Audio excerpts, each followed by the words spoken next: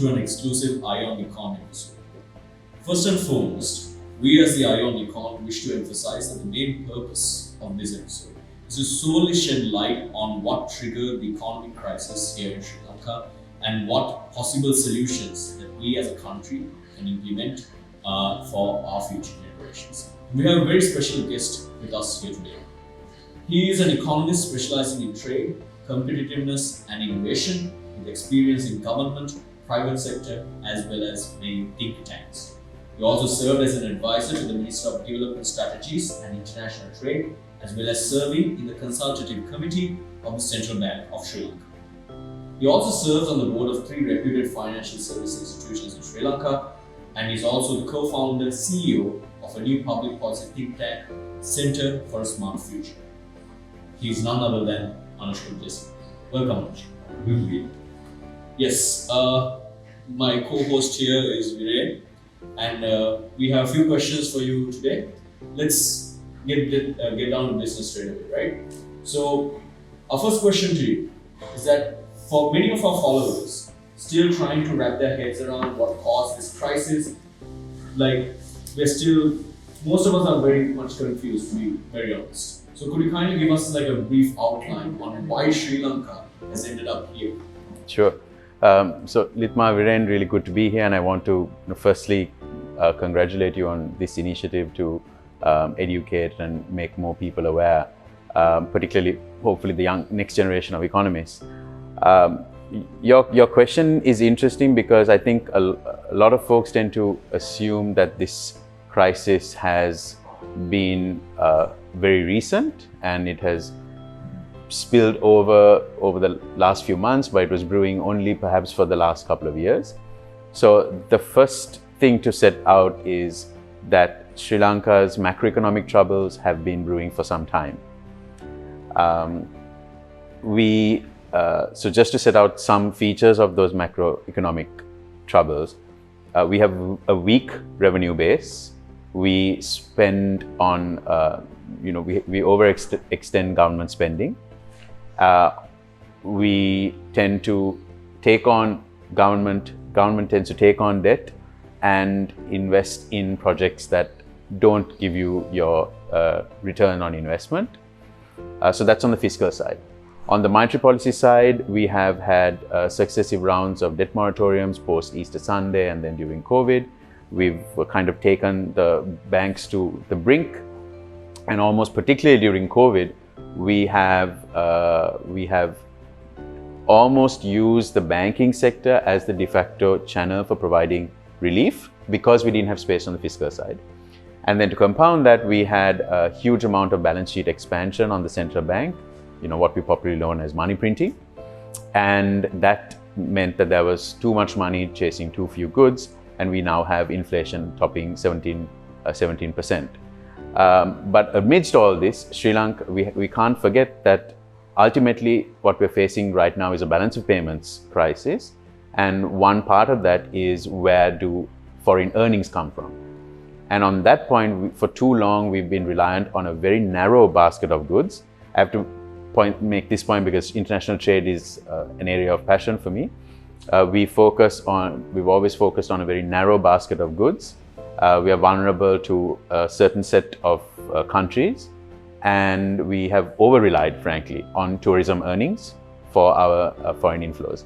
So when multiple factors led to that collapsing, first Easter Sunday, parts of it, parts of our export basket, particularly tourism, then we had the pandemic, and now with the domestic production shocks, it all kind of boiled over. And a couple of particular turning points I want to point out to this macro crisis.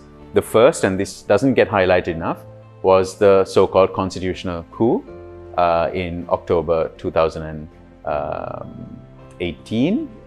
And that was the first dent in investor confidence, because Sri Lanka hasn't had an episode like that in recent years, certainly not when we have become exposed to international capital markets.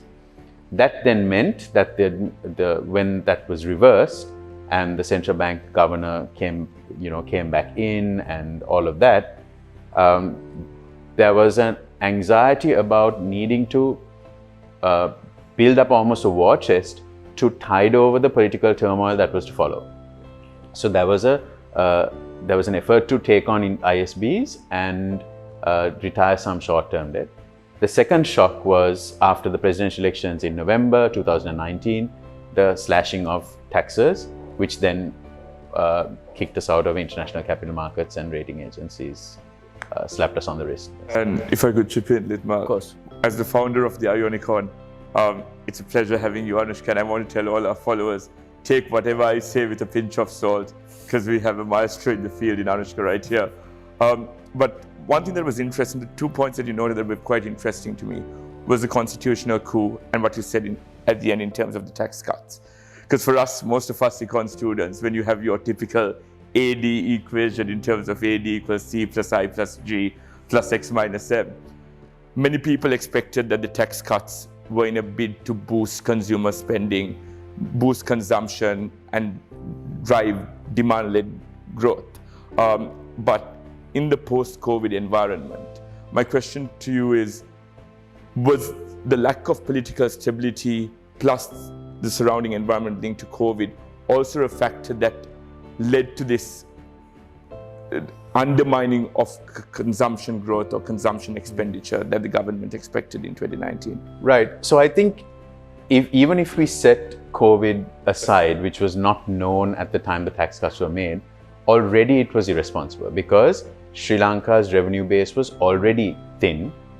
If you look at any of the previous reports of rating agencies, one of the big points they've consistently pointed out over the last 10 years has been Sri Lanka's weak fiscal position as one of the factors in their rating decision. So we came into the tax cuts knowing that our fiscal position was weak, knowing that we have a weak revenue base, and also not knowing the mechanics of tax cuts leading to growth. If you take a country like the US, there are specialized think tanks, there's congressional research that's done, very bipartisan work, very, very technical, independent work that's done to demonstrate the link between taxation and growth or taxation and spending. Sri Lanka doesn't have that. So to almost say that reducing taxes is going to generate growth, which in turn will generate more tax revenue, I think was a fallacy. Tax elasticities aren't known in Sri Lanka as well. So I think assuming that in the post-Easter Sunday economic downturn, in order to get activity back up and running is to just cut taxes and cut interest rates, for me was just a very small part of the necessary recovery package, and we overemphasized the tax cuts. So to your point, yes, of course, then that was compounded by COVID, where you had a reduction. But I just want to point out, we take the tax cuts or tax decisions taken then as a big lump, but there are two elements to that. One is the cut in rates, and the other is the way in which collection of taxes was changed. So the rate cut, already an issue, but the second is cash flow to the Ministry of Finance. When you change from a pay-as-you-earn taxation system, say for individuals, where in pay-as-you-earn, let's say I'm an employee in a company, every month my taxes are going to the treasury. So cash flow of the treasury is there. In the new tax system, you make an annual return at the end. So the treasury doesn't get that steady flow of tax revenue. It's the same with another tax called the withholding tax. Withholding tax is whenever you have, let's say, a fixed deposit maturing and you get some interest, the bank holds back part of that interest as withholding tax and sends it to the treasury right away. So imagine this day in, day out pieces of interest getting taxed and sending to the treasury every day, hundreds and thousands of little bits of withholding tax, cash flow to the treasury. So you remove that system, suddenly there is this cash flow problem. So it's both it was a rates decision as well as a tax collection and timing of cash flows decision, both of which made it problematic. Because I think the whole rate factor in the taxation was quite popularly known, but the other aspect, to be very honest, I was not aware of it myself, right? So that is something that we believe that should go into public knowledge. Moving on to the second question. As of the time of this recording, Sri Lanka's foreign currency reserves have plummeted by about 70% since January 2020 to around $2.3 billion by March 2022, if I'm not mistaken. And so we are unable to pay for like critical imports, including things such as fuel, food, and medicine, which are very crucial. And we see people in like a massive plight because of this situation. And we faced to kind of add insult to injury, we actually have to face debt payments of about $4 billion throughout the rest of the year. So what actually led to the plummeting of our foreign currency reserves to this degree over the past 2 years? Two factors that I would point to among perhaps many.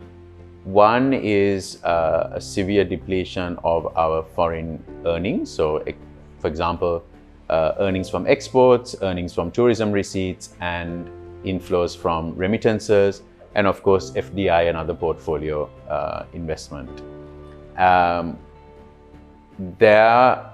COVID and the pandemic, the fallout of the pandemic is a large part of that. So, vulnerable to external conditions. But then we, on the back of this dwindling foreign earnings, we had some repayments to make. So then there's a policy choice you make, right? You've now been locked out of international capital markets. You can't roll over maturing debt with new debt. So you have this limited pot of money which you're not topping up much. You can't top up by way of loans. You're not topping up much by way of new export earnings coming in because of the pandemic. So then you have to decide, how do you use this pot of money, because you have imports and you have debt repayments. So how much of that pot of money that essentially what I mean by this pot is the reserves, do you use for the repayments versus imports? So when this policy choice had to be made, many other countries had to make this policy choice. They went to international financial institutions like the IMF to take advantage of some pandemic designed financial instruments, right? They were milder tools. They were, suited for countries that were facing a fallout from the pandemic. I'm pretty sure the kind of conditionalities is very different to what we might face now. But Sri Lanka ignored that, and we didn't pursue. There was a sense of false bravado about coming out of this with homegrown solutions.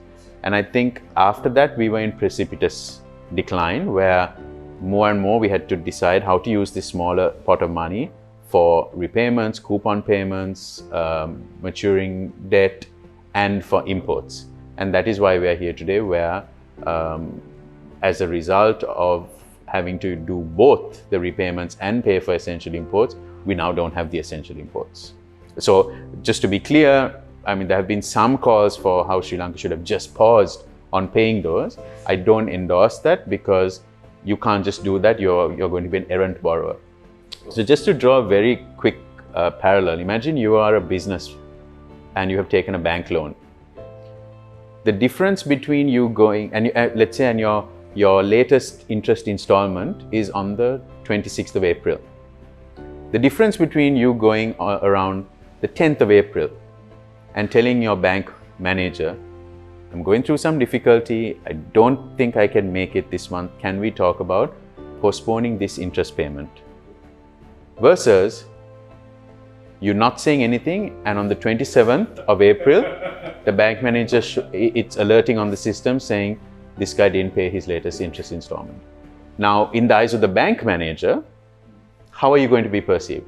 If you were the guy who came and had a conversation on the 10th of April, you're an irresponsible borrower, all businesses go through difficulties, let's have a conversation about this interest, but also if you want a longer conversation about terming out your larger facility, versus you are now an errant borrower, and the bank manager is going to be very cautious about your next facility. So the conversation dynamic is very different. I'm putting it, in layman terms, but I think it's clear. That was a perfect analogy. I love that. That's perfect. And also, just a quick thing. I just want to know. So we, as Sri Lanka, have been tagged as being a debt-led economy. And with that, I wanted to get draw your attention to like the link between being a debt-led economy and the notion of us having so-called twin deficits with a budget deficit and a current account deficit that has spanned over the past 30-40 years, if I'm not mistaken. So my question is, and I think this is linked quite nicely to what you said at the onset about us being able to foresee these problems we face today. At the point at which there was a change in government in 2019, would it not have been known to the government that there was impending doom and that we had to at some point be accountable for all these debt repayments that were due within a span of the next 2-3 years? Viren, can I add something to that as well? Sure. Like in answering that question, if you can like kind of enlighten us and tell us on like what other alternative fiscal paths like the government could have taken in such a case. Okay, so I think I'll take the first part of that on this idea of debt-led economy. I think we have to be a little cautious on how we frame that. Taking on debt necessarily isn't a bad thing. So let me go back to that same analogy of the businessman who's taking a loan. If the businessman is taking a loan to invest in productive assets for the business, expanding production capacity, hiring some technical workers, installing new machinery, that's going to generate we know it's going to generate growth for him, which he can then use to repay his interest. Nothing wrong with that debt. If the businessman we know has a steady cash flow coming in order to repay that debt through other sources, not just the new things he wants to do, but he has existing sources of revenue, so he'll be able to make that payment. That's also no problem in taking debt. If by taking the debt he can manage it, he has internal capacity it could be the first time he's taking a bank loan, but he has installed, he has a finance manager, he has a good bookkeeping system. The chances of him messing up with that debt or not knowing what to do is less. In Sri Lanka's case, on many of these, the analogy holds where, just starting with the reverse, the last point, we got exposed to international capital markets through taking ISBs to generate growth, but we didn't institute the necessary fiscal and financial discipline internally of a country that is more and more exposed to international debt, number one. On the productive assets, we took on debt, yes, to do growth enhancing investments, but we also took on debt for investments that clearly have not generated growth. Right? And the third is on other cash flows, like the business. We took on debt at a time when we were not doing enough to ensure the other sources of cash flow, so exports, FDI, etc., coming in order to make sure these repayments could be made. So I think when we talk about debt-led growth, debt not necessarily a bad thing. How you use debt, what you deploy it for, how disciplined are you in managing debt is important. You asked the question about 2009, was it 19, was it not known? I think all of it, I hope much of it was known, but I think the thing was there was a over assumption or over emphasis or over optimism that once we get COVID under control, the world and Sri Lanka, everything will simply switch back to normal.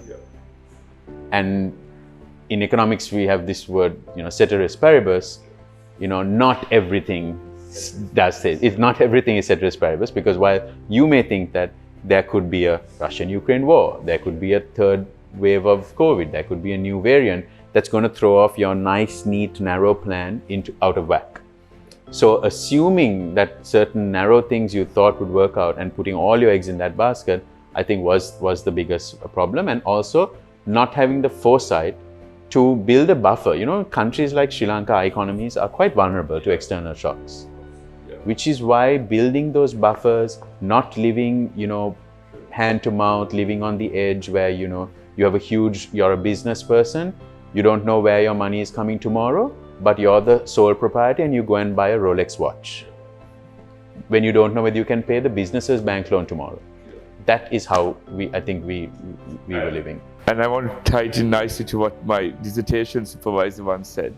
Viren, in economics, you have to control the controllables and be ready to be flexible with your instruments whenever certain shocks arise. And my question, Anushka, is, does it then just boil down to two words in terms of debt mismanagement? And how crucial then is transparency and accountability at that point, and being able to show your creditors that you as a country are using this cash influx productively for the productive assets that you spoke of earlier? Yeah, so I think this idea of more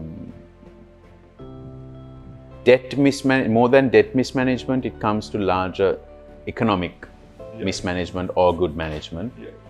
And I think debt is just one element, right? So you have all different variables interacting with each other. So, for example, look at some of the policy errors we have made, right? So, for example, the fertilizer, the organic agrochemical ban, which then affected food production, which then affects inflation, inflation, and that interacting alongside the shortages and the prices on the energy side, which then has created this wage price spiral. So that's where it comes in the context of economic mismanagement, because not understanding these interconnections. So for me, I mean, as all of you guys in the audience have been interested in economics, for me, what all of this has shown is the need for economics, really, because economists tend to understand these different interconnections, how different economic actors would respond to different incentives, how fiscal policy and monetary policy are connected. We talked about the twin deficits. This is not like a very one-dimensional thing. The economy is complex. And I think, just to put it very simply, for me, the analogy that comes to my mind is we're running a nuclear power plant, okay? And the system has broadly set some parameters that work. And that is like the equivalent of some parts of autopilot of that nuclear plant.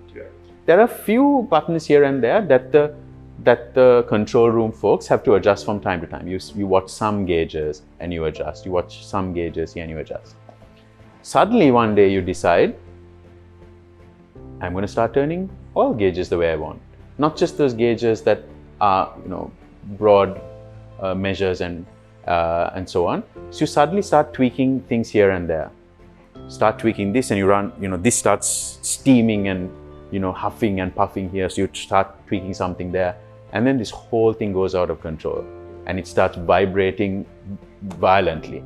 I think that's kind of what happened, where, yes, the debt mismanagement, part of it, but it was overall economic mismanagement. And it's a good lesson for economists, but also future political leaders.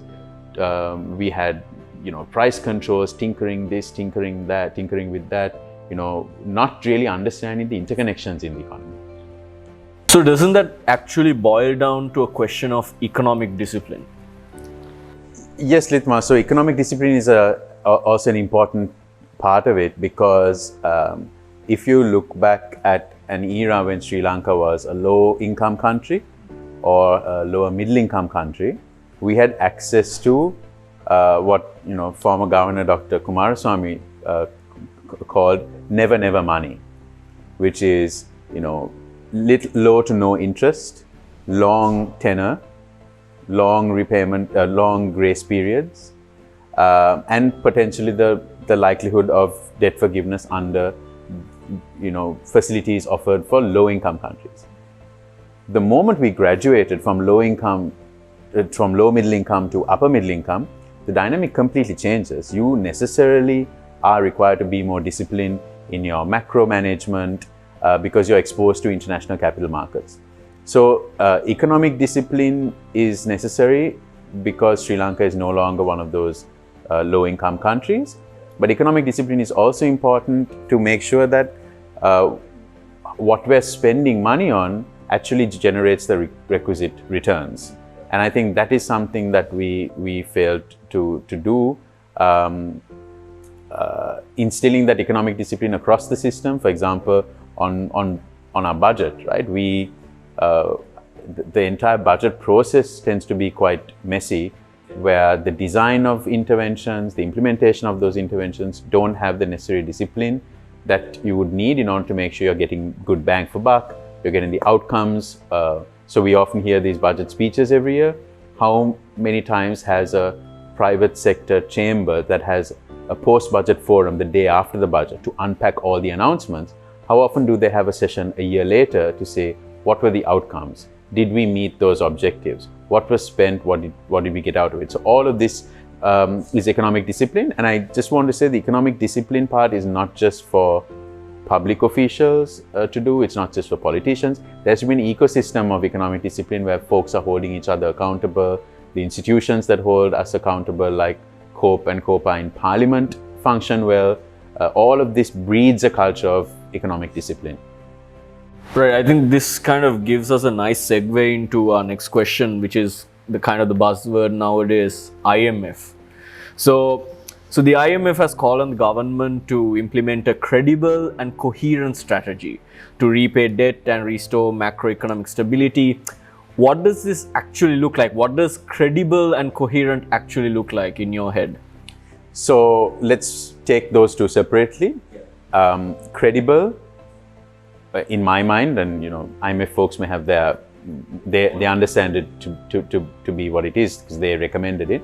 But in my mind, credible is because Sri Lanka has gone through successive rounds of political cycles where the reforms have fallen by the wayside.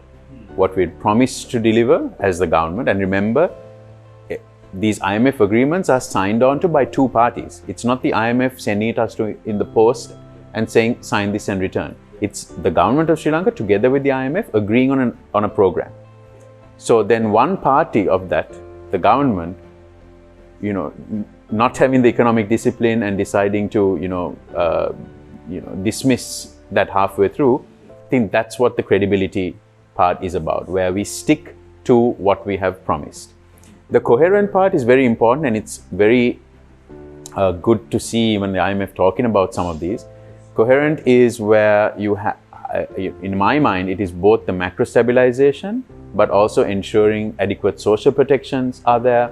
So coherence in all parts of the economy being looked at. Because if, for instance, we have a macro stabilization plan where, say, one part of it is market-based pricing of energy, but you don't have the requisite social protection to make sure those who will face high energy prices are cushioned against the immediate livelihood impacts, that could be very dangerous. So for me, a coherent strategy is also making sure those balances are made in a way that we get the macro stability, but we don't end up hurting those households and firms who are already facing economic distress. And Anushka, just getting your take on the concept of social safety nets, etc. Would that come in your analysis that you just gave us in terms of protecting the most disenfranchised and vulnerable groups in Sri Lankan society? Yes, so Sri Lanka has had a lot of problems with social protection on multiple grounds. One is that we have relied on this, the large social safety program called Samurdhi. Samurdhi is known to have holes in it. So there are plenty of studies done to show that yes, some folks who deserve to get it are getting it, but there's also folks who shouldn't be getting it, who are getting it, and folks who should be getting it, who aren't getting it. And we continue to rely on this same poorly targeted system with many leaky holes to deliver social protection in times of Easter Sunday fallout or COVID. We rely on this same broken system. And I think that has to be fixed, and work has been done around fixing that, and it simply has to be taken out off the shelf and implemented.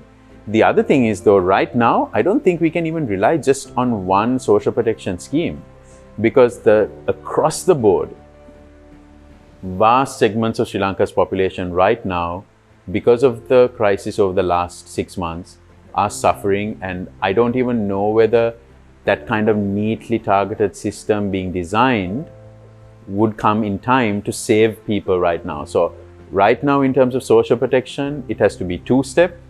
One is, yes, work on the better targeted system, but also as an immediate measure, we might have to give almost humanitarian aid coming in.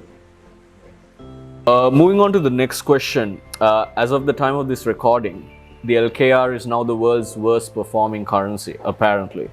So we have a lot of, buzzwords going around, a lot of hype going around. Okay, the dollar value is going high, this value is going high, LKR is going low, all of that. But I believe that if you can shed some light on how our currency competitiveness actually is determined, as in what are the factors, what are the metrics, and how does the world economy determine, okay, this currency should be higher than the other, and what are the determining factors here? So in my mind, it boils down to the demand and supply factors, the market, right?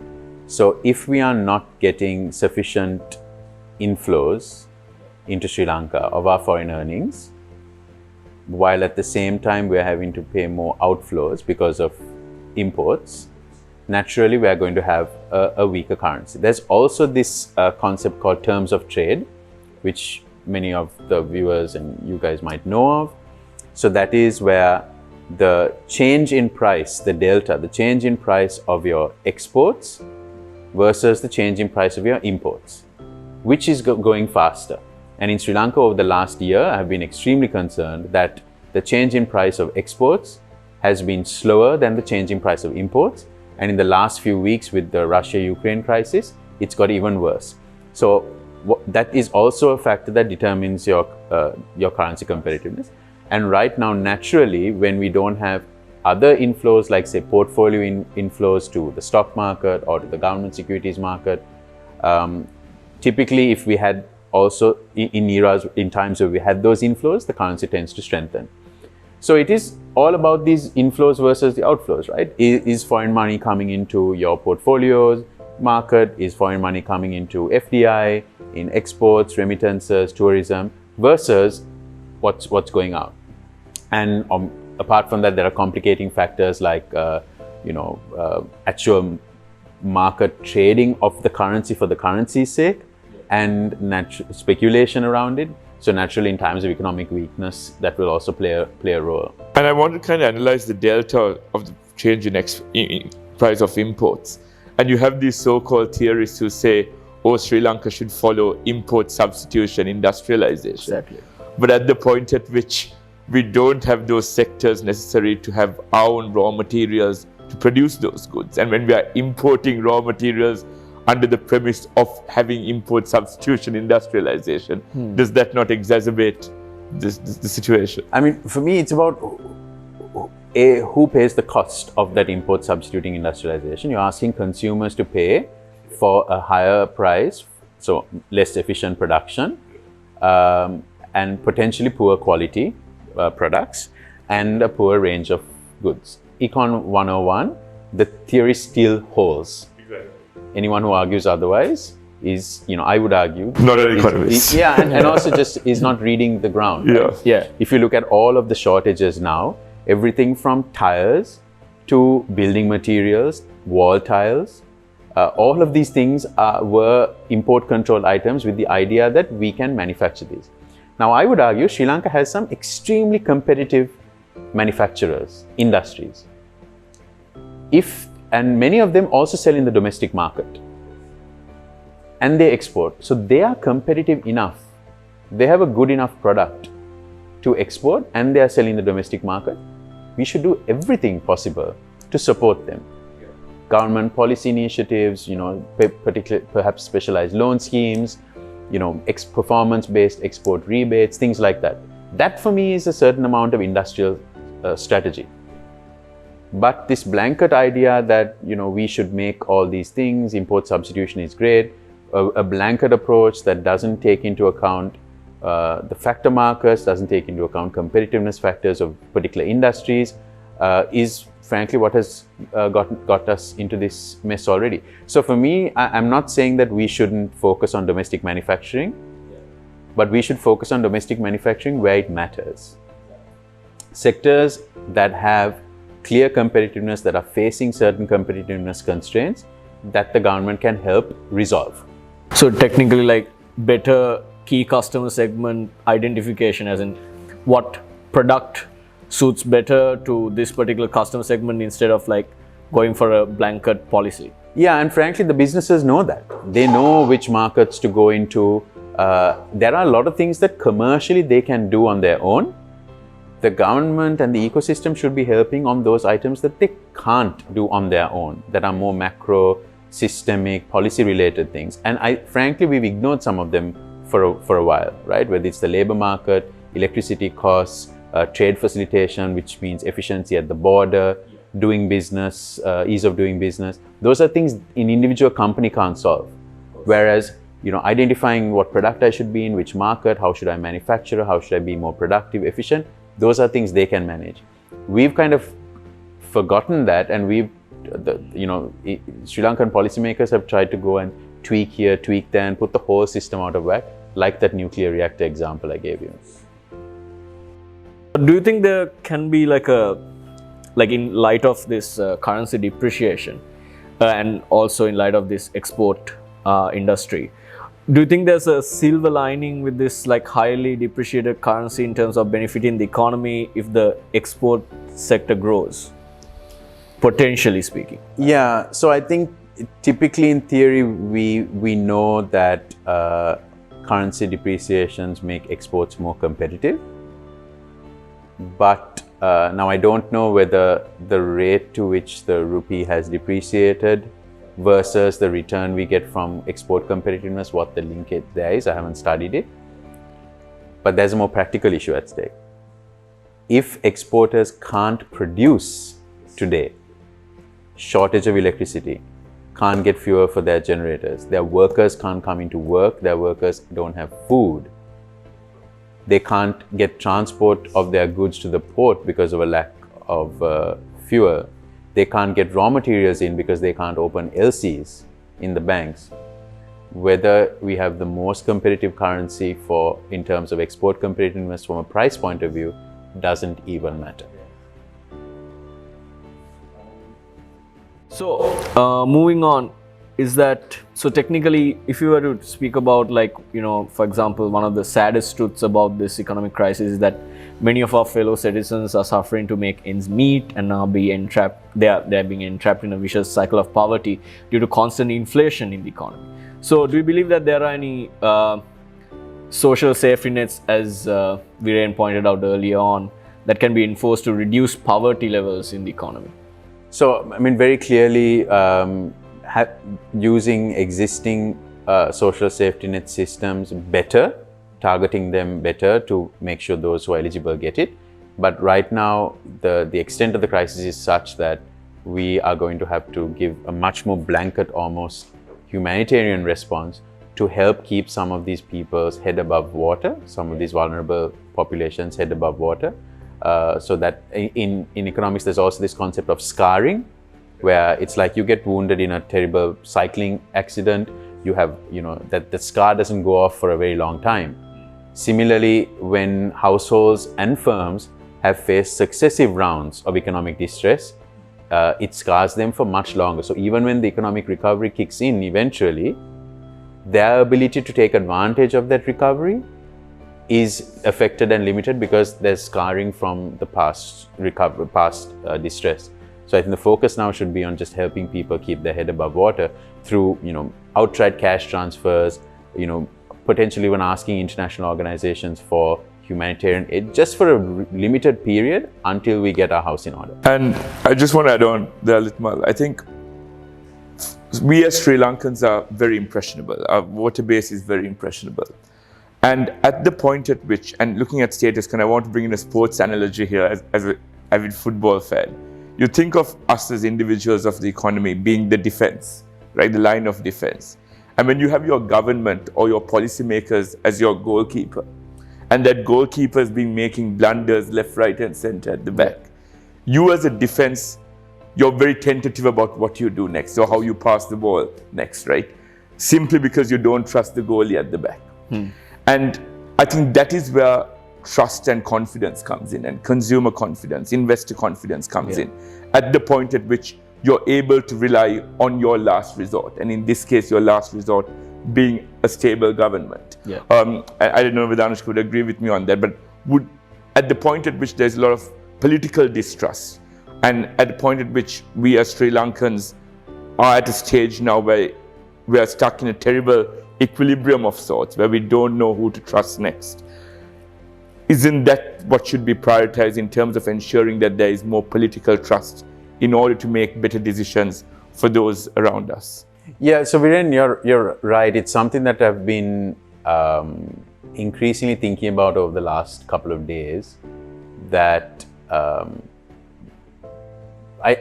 by the way, I think we have to prioritize the macro stabilization. I know there are calls for larger political reform, but the macro stabilization, stemming the tide, is essential. But along with that, something that's been concerning me is, what does this political turmoil, this lacuna in governance, mean for getting that credible reform program in a way that you don't have intra-party or inter-party fighting over what that reform program should look like. Public, open, widespread public dissatisfaction at an austerity program that is inevitable with an IMF adjustment and our debt restructuring. So yes, I think the urgent thing is to get that macro stabilization done, but it concerns me, this political turmoil concerns me because our track record hasn't been good with reform. Electoral cycles in the past, political cycles in the past have always hurt economic reform, and it's been easy to reverse economic reform. New parties coming in saying, oh, we're going to throw out all those reforms and give you all this relief. That level of irresponsibility is out of the question this time. So I think, something you perhaps were alluding to is, we need to agree on some kind of a common minimum program where multiple political parties, maybe not all, together with think tanks, civil society, and also putting it out in the media, come to some consensus on some core reform areas. We don't have to go to, either sides of the political or ideological spectrum, but what are some of the core reform areas that we need to get done to keep Sri Lanka's economy afloat, alive and kicking enough to take advantage of the next growth stage. That common minimum program, I think, is what we have to all try and wrap our head around. Fiscal adjustment, social protection, macro stabilization, some key elements, and get everyone behind it and say, let's stick to this for the next 2 to 3 years, without pulling in our own directions, without kowtowing to the usual narrow party political confines. Right. So in your opinion, how does I would like to include the private sector into this mix. How does the private sector play, what's the role that the private sector would play in this whole credible policy you would speak about? I think one is that they have to start speaking out on some of the political reforms needed, which they haven't. One is, and a big part of that is bringing back accountability to Parliament. Remember, Parliament are the people's representatives. The 225 are people's representatives. There are institutional mechanisms in Parliament for that accountability. So I would certainly like to see the private sector come out and say, repeal 20th Amendment, bring back power to Parliament and that accountability. The other thing then the private sector should do is call for this common minimum program, and perhaps potentially even be the front runners and the group that helps coalesce these different ideas. Because what we have seen is that it is the private citizens and businesses that are most affected in this. So they do have a lot of moral authority coming out and saying, listen, we know the pain that people are feeling. So we are going to play a pivotal role in bringing these groups together. So, that's possible. And we saw the private sector take that kind of a role during the peace process as well. No reason why they can't do it now in this economic crisis also. And I just wanted to allude to one thing, and this is something you and I both spoke of off air, we have economists like Steve Hanke coming out on Twitter calling for the installation of a currency board in Sri Lanka. Just to let our viewers know about what your thoughts are on that and whether that is something that Sri Lanka should even look at as a potential solution. Yeah, I was very surprised at the amount of airtime and media play this whole story got, because you have one person who probably has very little exposure to ground conditions, who has a very clear, economic ideology, putting this out. I felt it got way too much airtime. Maybe it's because there's a dearth of analysis in Sri Lanka, and folks liked and took it up. So that was one. The other is, frankly, I haven't even in-depth studied the merits and demerits of a currency board, because from the little I know, the relevance to Sri Lanka is questionable, right? And perhaps I need to learn more about it as well and open my mind to this possibility. But if you just look at a couple of the features of it, one is, of course, that if you have a currency board, your economic cycle and your economic conditions being different to the economic conditions of your anchor currency poses a problem. If you're going through a different cycle, a growth, cycle of growth, economic decline or recession or whatever, and it's different to that anchor currency, you have very little policy control. And also, being able to use elements of monetary policy for your own macro stabilization or your own, growth promoting policies, not having that ability, and I'm not saying we should always use it, but at least you have that ability, you have the tool with you in your toolbox. That also goes with. So for those reasons, I've always felt it wasn't very relevant, and I hadn't paid too much heed to it. But I think just to go back to the reasons why people must be calling for that is because they've lost faith in monetary policy capabilities, in central bank independence. So in my mind, I think that's what we should be focusing on. That's what we should be advocating. And measures like the Monetary Law Act, which was prepared but not passed, need to be brought back in, because it brings back central bank independence. It tries to separate the fiscal from the monetary, and tries to reduce this fiscal dominance of monetary policy. And I think that's what we should be focusing on now. We have this institution, not just chuck it out and talk about this other structure that may or may not be useful, but instead, how can we make this institution and institutional framework work better? Yeah, and because it was Dr. Indrajit Kumaraswamy who brought it up in 2019, with him coming back into the fray, do you think that's something he'd potentially look at? I would hope so, and I think the newly appointed governor, who I think is a very good technical person, sound track record, he was also behind this Monetary Law Act coming through. So I hope they'll bring it back up, but ultimately, this law has to be passed in Parliament. It's a bill. It has to be signed, passed by parliamentarians. Now, with everything that's going on, is it an ideal time to bring something like this? Because it might be something people get behind as a common factor. They decide not to pull in their usual directions, and they bring it. Maybe it's a great time to bring it back up, because the merits of it can be put forward and all parliamentarians can. But with the chaos in Parliament these days, the timing of it will matter. Again, I don't know if it's a priority for Monday morning, but perhaps a priority for next month. And before I yield the floor back to Lithmal to wrap this up, I want to ask you a carefully worded question. A question that's been at the tip of my tongue throughout this interview.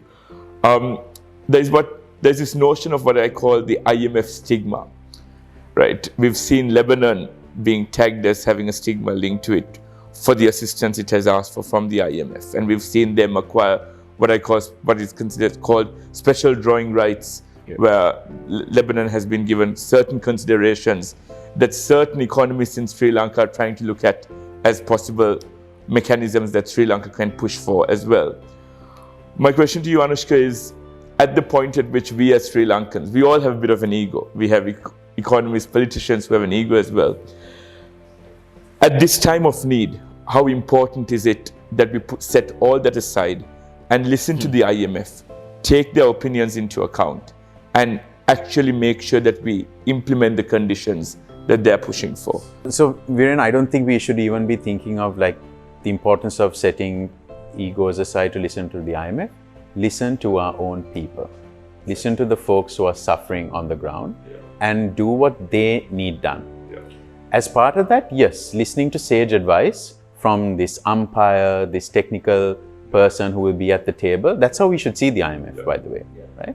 Listening to them is going to be part of that. And I think you're absolutely right about setting aside.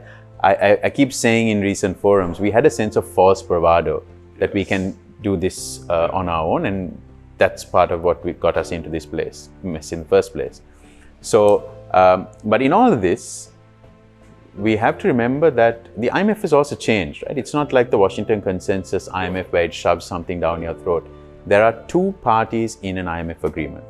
The government of Sri Lanka, who will have to get who will have the mandate of the people and parliamentarians to do the reforms, and the IMF. If things go south, we shouldn't be blaming IMF. It is because we, like we have in the past, fail to implement the necessary reforms, fail to communicate with the people why these reforms are needed. Because the IMF, we are signing, it's like an agreement, we are signing on to doing something with another party. If we don't want to do it, come out of the agreement or don't sign the agreement. But of course, we have the cost of that.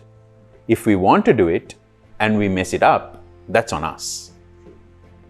So right now, it's all about figuring out what we need to be doing and getting this other entity for the money, for the technical advice, for the independent umpiring to help go along with us on this journey, because we've never done this before. We've never done a sovereign debt restructure. So that is another reason why this independent umpire, the technical person, needs to be in the room. But pinning all our hopes on this one institution without pinning our hopes on our own elected officials to deliver the results will be foolish. That is where the accountability should lie. All right, thank you so much, Anushka, for that. That I believe like that sentiment kind of wraps everything up in a nice gift, I would say, and that kind of sums up everything beautifully. Very insightful. Thank you so very much. And on behalf of Econ and Viren and myself and our entire team, thank you very much for being a part of our very inaugural show. And we look forward to many more. An absolute honor. We look forward to seeing you here over and over again, hopefully.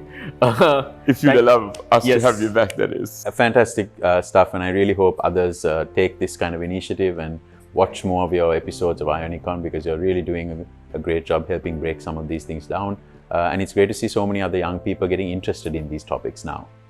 All right, thank you so much, and thank you so much to you for joining us and for being very much interested in Econ and continuing for supporting us. Until we see you next time, take care and stay safe.